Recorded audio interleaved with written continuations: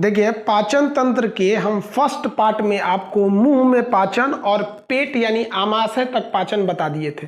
जो मुंह में पाचन की क्रिया होती है उस जो पाचन होता है उसे हम बोलस कहते हैं, ये हम आपको समझा दिए थे। अब हम आपको उसके नीचे तक भी समझा दिए थे कि जब ये पाचन की क्रिया पेट तक पहुंच जाती है तो इसे हम क्या कहते हैं, काइम कहते हैं। यहाँ तक तो समझा दिए थे। हम मुंह में से खाना इसे निकाल के देखते हैं, वो क्या हो जाता है, बोलस हो जाता है, और जो उल्टी करते हैं वो क्या होता है, काइम होता है। अब उसके आगे आपको इस पार्ट में समझाना था, हम पार्ट फर्स्ट में समझा दिए थे। अगर वो नहीं देखे हैं तो आप पार्ट फर्स्ट जरूर देखिए। चलिए अब हम समझते हैं छोटी आंत में पाचन कैसे होता है। देखिए, छोटी आंत में जैसे पेट के बाद खाना कहाँ जाता है, छोटी आंत में, तो छोटी आंत में पाचन कंप्लीट हो जाता है। अब समझते हैं हम लोग, छोटी आंत में जैसे खाना जाता है तो इसमें दो अलग अलग एंजाइम मिलते हैं। एक मिलता है यहाँ से अग्नाशय, अग्नाशय मतलब होता है पेंक्रियाज, और एक मिलता है इधर पित्ताशय से। हम इस फिगर को यहाँ बना देते हैं ताकि क्लियर समझ में आए। पेट में से काइम जैसे पहुंचेगा छोटी आंत में, इधर से अग्नाशय निकालेगा। अब ध्यान से देखिए, अग्नाशय की एक खासियत होती है, यही भोजन को पूरी तरह पचाता है। अब आपको ये पूरी तरह अग्नाशय पचाता है। देखिए, पूरी तरह पचाने के लिए एंजाइम जो छोड़ता है वो अग्नाशय छोड़ता है। ध्यान दीजिए, मुंह में केवल पाचन स्टार्च, स्टार्च एक प्रकार का कार्बोहाइड्रेट था, उसका पाचन हुआ और किसी चीज का नहीं। पेट में केवल और केवल प्रोटीन का पाचन हुआ और किसी चीज का नहीं। जबकि हम लोग खाना तो हर चीज खाते हैं, तो पूरी तरह पचाने के लिए अग्नाशय यानी पेंक्रियाज एंजाइम छोड़ता है। यह एक ग्रंथि होती है, ग्रंथि चैप्टर में समझाएंगे कि ग्रंथि क्या होती है। यह पूर्ण पाचक एंजाइम छोड़ता है। पूर्ण पाचक मतलब इसमें जो एंजाइम होता है वो कार्बोहाइड्रेट को भी पचा सकता है, वो फैट को भी पचा सकता है, साथ साथ वह प्रोटीन को भी पचा सकता है। तो इससे तीन प्रकार के एंजाइम निकलते हैं, जिसको शॉर्टकट में याद रखिएगा, लेट, LAT, लेट। अब समझते हैं हम लोग, ध्यान से देखिए, यहाँ पे L से होगा लाइपेज, शॉर्टकट याद रखिएगा, लाइपेज मतलब लासा, लासा याद रखिएगा, लासा चिपचिपा होता है, तो ल से लाइपेज, लासा होता है चिपचिपा, तो ये चिपचिपा पदार्थ को पचाएगा। चिपचिपा में कौन होगा, फैट, फैट मतलब वसा, वसा मतलब चर्बी को पचाता है, उसी को कहते हैं लिपिड। जितना भी आप ऑयली चीज खाते हैं ना सब लिपिड होता है, तो उसको कौन पचाएगा, हमारा लाइपेज पचाएगा। याद रखिएगा, लाइपेज उसको पचाने का काम करता है। लाइपेज समझ में आ गया। अब समझते हैं ए से एमाइलेज। ए से होता है एमाइलेज। देखिए, एमाइलेज जो होता है ना, स्टार्च यानी मंड का पाचन करता है। अब आप कहिएगा कि सर स्टार्च का पाचन तो मुंह में हो गया था। देखिए, हम लोग बहुत जल्दी से खाना घोंट लेते हैं, वैसा स्टार्च यानी वैसा चोकर यानी मंड जो मुंह में नहीं पच पाया था लार में, अब वो आके कहाँ पचेगा, एमाइलेज द्वारा पच जाएगा। देखिए, जानवर जो होते हैं, जानवरों में ये एमाइलेज कम होता है, इसलिए जानवर क्या करते हैं, मुंह में ही खाने को पचाते हैं। आप देखिएगा, जानवर गाय भैंस खा लेंगे खाना, फिर खाना को निकाल के मुंह में ऐसे ऐसे जुगाली करते रहते हैं, कौरी करते हैं सर, ताकि उसमें एमाइलेज मिल जाए, स्टार्च को वो पाचन कर सके। तो ये हो गया हमारा एमाइलेज, ये किसको पचाता है, स्टार्च को। अब ये स्टार्च किसका रूप है, तो कार्बोहाइड्रेट का। हम आपको पढ़ाएंगे कार्बोहाइड्रेट के कई फॉर्म होते हैं, उसी में का एक रूप है आपका स्टार्च। अब आगे समझते हैं लोग ट्रिप्सिन। ट्रिप्सिन क्या करता है, ये भी प्रोटीन का पाचन करता है। प्रोटीन का पाचन करेगा। अब याद कीजिए, प्रोटीन तो पेट में पहुंचा था, पेट में था पेप्सिन, पेप्सिन प्रोटीन को क्या बना दिया था, पेप्टोन। तो ये जो प्रोटीन है वो प्रोटीन तो रहा नहीं, वो क्या बन चुका है, पेप्टोन बन चुका है। हम पार्ट 1 में पढ़ा दिए हैं। अब ये जो ट्रिप्सिन होता है ये पेप्टोन को पेप्टाइड में बदल देता है। याद रखिएगा, ये कई बार क्वेश्चन पूछता है। तो अब आप देखिए, प्रोटीन को पचा दिया, स्टार्च कार्बोहाइड्रेट का रूप है उसको पचा दिया, फैट यानी वसा को पचा दिया, लिपिड किसको कहते हैं, ऑयली पदार्थ को, उसको पचा दिया। तो भोजन के यही 3 अंग होते हैं मुख्य रूप से। ये तीनों अंगों को पचाने वाले एंजाइम को अकेले छोड़ता है अग्नाशय यानी पेंक्रियाज। इसी कारण इसे पूर्ण पाचक एंजाइम कहा जाता है। ये समझ में आ गया। ये जो एंजाइम छोड़ता है ये छोटी आंत में छोड़ देता है, इसलिए ये छोड़ता भले पेंक्रियाज है लेकिन पहुंचता कहाँ है, छोटी आंत में पहुंचता है, छोटी आंत के पहले भाग में। समझ में आ गया। अब ध्यान से समझिए, छोटी आंत जो है वो कहता है कि भैया हम पाचन तभी करेंगे जब खाना क्षारीय हो, हम अम्लीय खाना को नहीं पचा सकते हैं। यही हो गया बवाल, क्योंकि पेट में आपको पता था हाइड्रोक्लोरिक एसिड था, वो हो गया था अम्लीय। अब जो ये काइम आ रहा है ये तो अम्लीय है। अब बेचारा अग्नाशय पूर्ण पाचक यानी लेट नामक एंजाइम इसमें छोड़ चुका है। अब इसका अलग नखरा कि भैया हमको अम्लीय चीज पसंद नहीं है, अब क्या करेंगे, तो इसके उपाय के लिए है लीवर। ये जो लीवर होता है, ये लीवर जो होता है पित्त यानी गाल का निर्माण करता है। पित्त एक चिपचिपा पदार्थ होता है, तरल पदार्थ, जिसका स्वाद इतना कड़वा होता है जिसको आप सोच नहीं सकते। उसका पीएच लगभग 8 होता है, वह क्षारीय होता है। मुर्गा का जब मीट बनता है ना तो उसमें एक पीत होता है कैप्सूल बराबर, अगर वो कट गया ना तो पूरे मीट का टेस्ट खराब कर देता है। तो ये लीवर जो होता है ना पित्त को बनाता है और स्टोर कर देता है पित्त की थैली में, जिसे हम पित्ताशय कहते हैं। पित्त की थैली या पित्ताशय कहते हैं। स्टोर कर दिया वो लीवर, इसको बनाकर स्टोर कर देता है पित्ताशय में, जिसे हम लोग गाल ब्लेडर या पित्ताशय या पित्त की थैली कहते हैं। कभी कभी इसमें पथरी हो जाता है तो इसको काट के निकाल दिया जाता है। निकाल देने से कोई दिक्कत नहीं होता है, क्योंकि निर्माण कौन कर रहा था? लीवर कर रहा था, पित्ताशय केवल स्टोर करता था। अब ध्यान दीजिए, अब ये जो होता है ना पित्ताशय, ये क्या करेगा, इसमें क्या छोड़ देता है? पित्त छोड़ देता है। पित्त एक चीज लिक्विड होता है जो ये भोजन अम्लीय था उसको क्या कर देगा? क्षारीय कर देता है। तो देखिए कितना बढ़िया काम किया, क्षारीय कर देगा।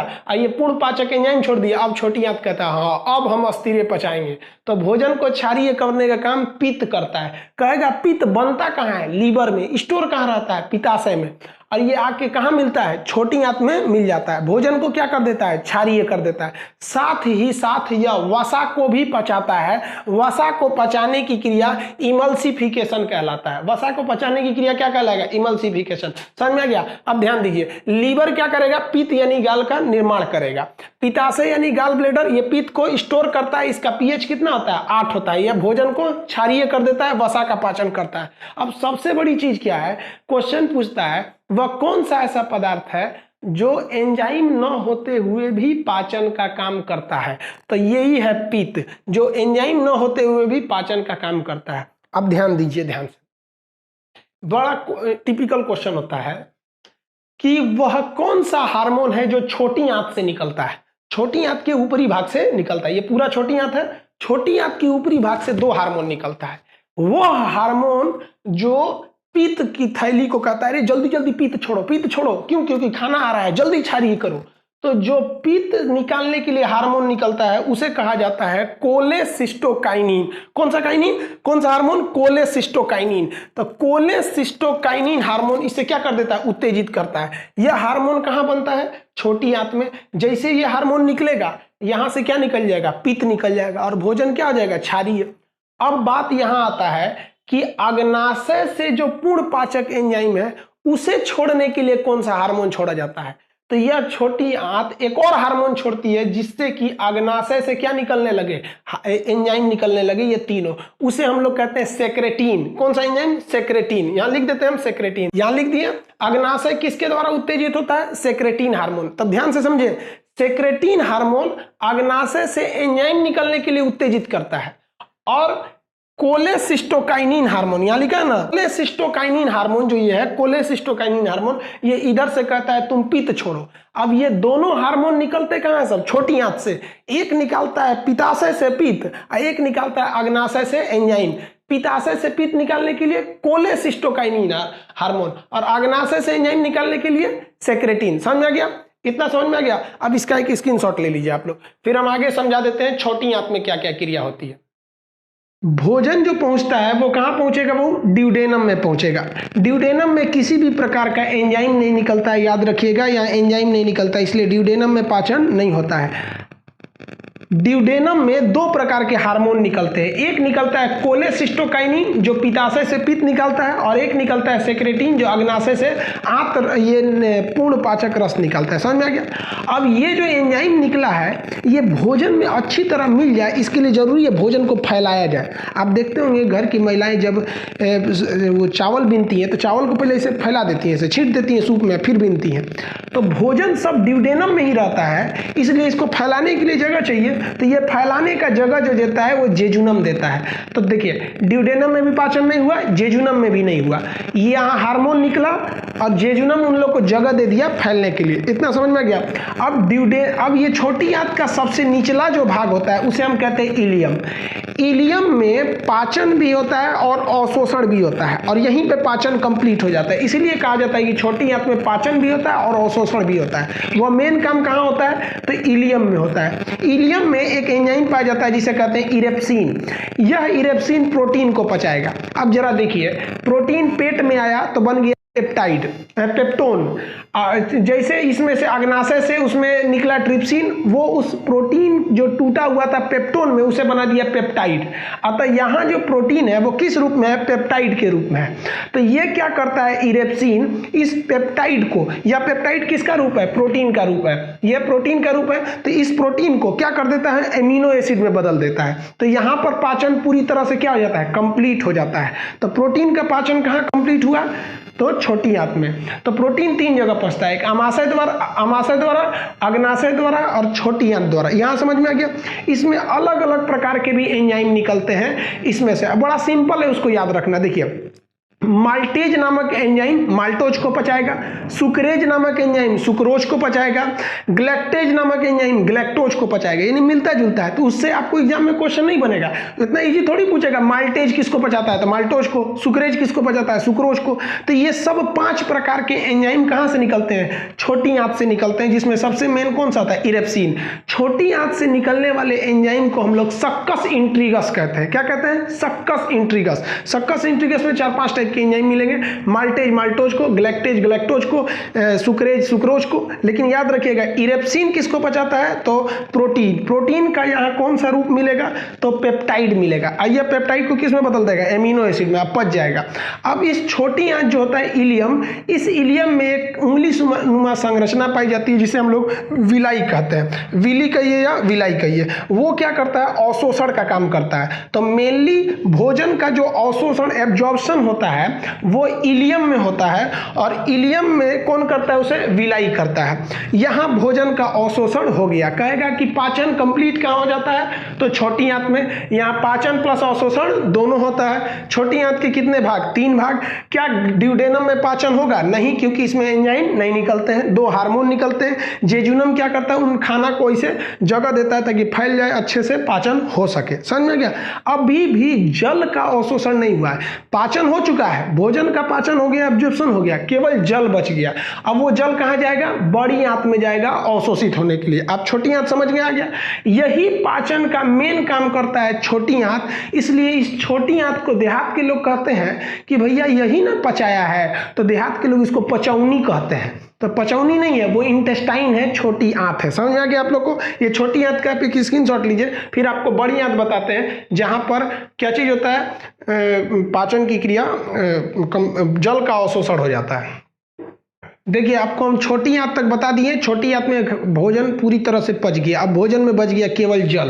तो अब यहाँ से भोजन जो जाएगा वो बड़ी आंत में जाएगा। बड़ी आंत का ये गोल वाला भाग सीकम कहलाता है। इससे एक नीचे एक अवशेषी अंग लटका होता है जिसे हम कहते हैं अपेंडिस। अपेंडिस शरीर में होता है किंतु काम नहीं करता है, ऐसे अंगों को हम अवशेषी अंग कहते हैं। ये घास भूस पचाने के काम में आता है। ये जानवरों में बहुत बड़ा पाया जाता है। पहले हम लोग भी जानवर की तरह घास भूस खाते थे, इसलिए हम लोग में ये था, किंतु अब ये अवशेषी अंग हो गया है।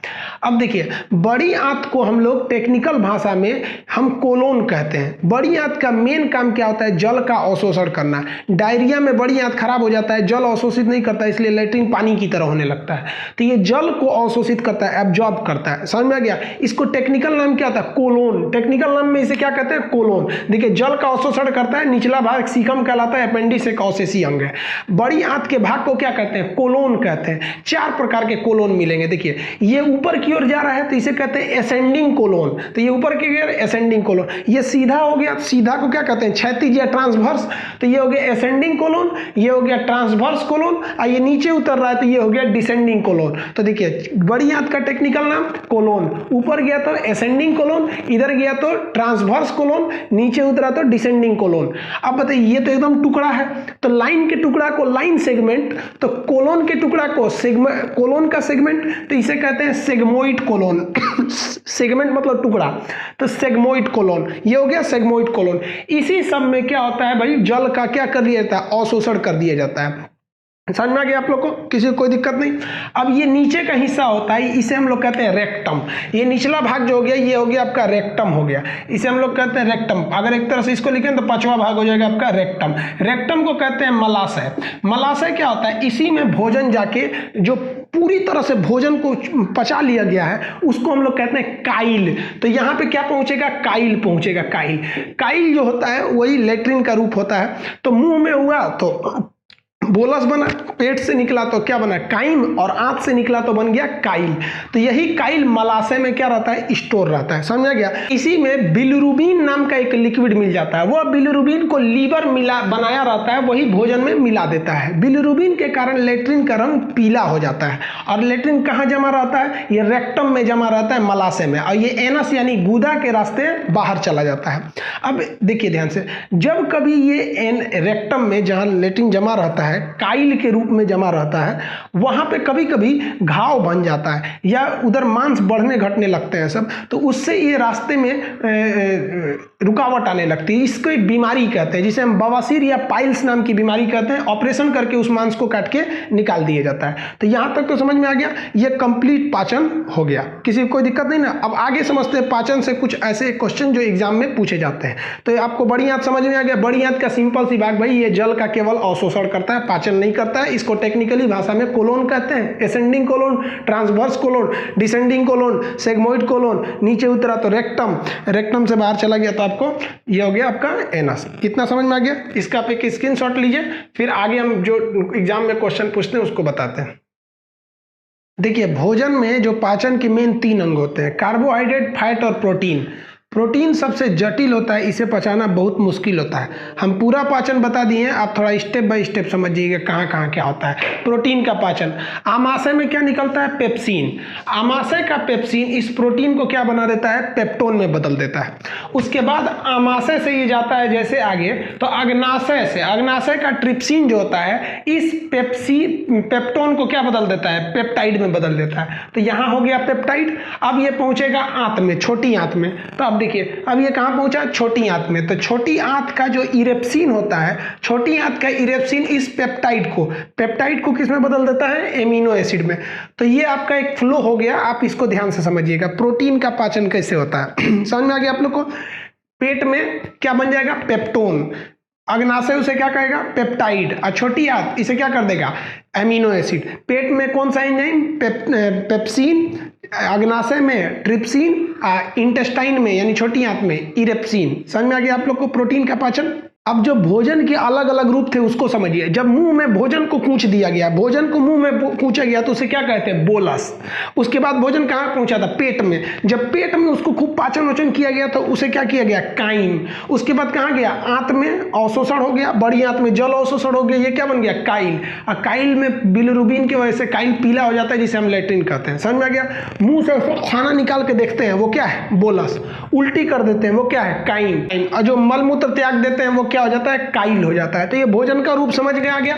अब देखिए पाचन के कई स्टेप्स होते हैं, चरण होते हैं। बेसिकली 5 चरण होते हैं। जब हम भोजन को मुंह में निगलते हैं ना तो उसे कहते हैं इंजेशन। उसे क्या कहते हैं, इंजेक्शन नहीं, इंजेशन। तो इसे अंतःकरण कहते हैं। जैसे भोजन को मुंह में लिए, अब पाचन चालू हो जाएगा। पाचन स्टार्ट कहाँ से होता है, मुंह से। खत्म कहाँ हो जाता है, आपका छोटी आंत में। सबसे देर तक भोजन कहाँ रहता है, पेट में। मुंह में लेने की क्रिया क्या कहेगा, इंजेशन। उसके बाद पाचन चालू हो जाएगा। पाचन पूरा करेंगे लोग तो पाचन पूरा कंप्लीट कहां हो जाता है, छोटी आंत तक। छोटी आंत में पाचन के बाद क्या होगा, एब्जॉर्प्शन होगा, उसका अवशोषण होगा, सोख लिया जाएगा। और जैसे एब्जॉर्प्शन हो जाएगा, एब्जॉर्प्शन के बाद उस बचे हुए भोजन से हम ऊर्जा बनाएंगे। तो ऊर्जा बनाने को क्या कहते हैं, एसिमिलेशन या स्वांगीकरण। ऊर्जा बन जाएगा, हम लोग को लगने लगेगा वाह बहुत खा लिया आपको। अब वही जब अब पूरा पचा हुआ भोजन रेक्टम मलाशय में स्टोर रहता है, उसे बाहर निकाल देना क्या कहलाता है, डिफेक्शन। मलमूत्र त्याग दीजिए। तो पाचन के कितने स्टेप हो गए, 5। पहला हो गया इंजेशन। जैसे इंजेशन करेंगे पूरा पाचन की क्रिया होगी छोटी आंत तक। इंजेशन के बाद डाइजेशन, डाइजेशन के बाद एब्जॉर्प्शन, पूरा खाना खींच लिया जाएगा। उसके बाद एसिमिलेशन, ऊर्जा बनेगा। उसके बाद डिफेक्शन। समझ में आ गया ये पाचन के स्टेप्स। चलिए इसका स्क्रीनशॉट ले लीजिए।